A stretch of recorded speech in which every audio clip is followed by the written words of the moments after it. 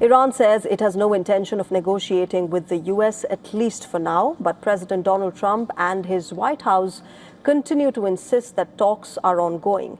They have a warning for Iran: accept defeat or face hell. These mixed messages dashed hopes of any imminent de-escalation, as the violence on the ground showed no sign of abating after almost 4 weeks. President Trump reiterated claims that Iranian leaders are part of the peace talks, suggesting that Tehran's denials are because negotiators fear being killed. When I tell you we're winning so big, nobody's ever seen anything like we're doing in the Middle East with Iran. And they are negotiating, by the way, and they want to make a deal so badly, but they're afraid to say it because they figure they'll be killed by their own people. They're also afraid they'll be killed by us. Earlier, Iranian state media had reported that Tehran had rejected an American plan to end the war. But Foreign Minister Abbas Araghchi later indicated that Iran is still reviewing the proposal. We want the war to end, but on our terms, in a way that ensures it will not be repeated and that our enemies learn a lesson, so they will not even contemplate attacking Iran again. Second, the damage suffered by the people of Iran must be compensated. Araghchi has also said that friendly countries have conveyed messages, but this does not amount to dialogue. They have put forward some ideas. I saw in 1 or 2 places that it was described as a 15-point plan, but these were presented as various proposals. All of them have been conveyed to the country's senior authorities, and if it becomes necessary to take a position, that will certainly be decided.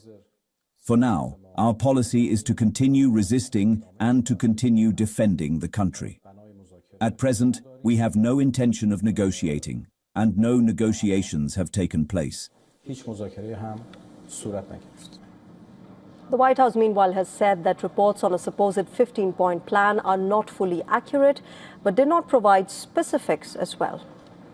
Talks continue. They are productive, as the president said on Monday, and they continue to be. However, I saw a 15-point plan that was floated in the media.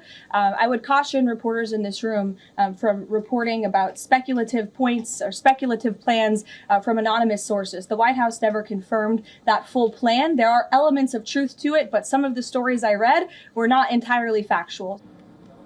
She's also added that President Trump intends to hit Iran harder if Tehran fails to accept that it has been defeated militarily. Trump does not bluff, and he is prepared to unleash hell. Iran should not miscalculate again. Iran earlier, remember, had issued 5 conditions to end the war. These include guarantees that Israel or US will not resume the war. It also wants compensation for war damages and the cessation of hostilities on all regional fronts. It has demanded to exercise sovereignty over the Strait of Hormuz. Meanwhile, Iran has threatened to open up a new front by targeting the Red Sea shipping as well. Iran could block the Bab el-Mandeb Strait, which connects the Indian Ocean to the Red Sea and the Suez Canal. This threat comes as thousands of more American troops are headed to the region, and reports say that Pentagon is thinking of sending more. The White House has refused to comment on potential for boots on the ground, but it did say that it would require formal authorization from the Congress. Any such request may face resistance within the Congress. Remember, Republican Congresswoman Nancy Mace has said that she will not be supporting the deployment of the U.S. troops after a briefing on the conflict.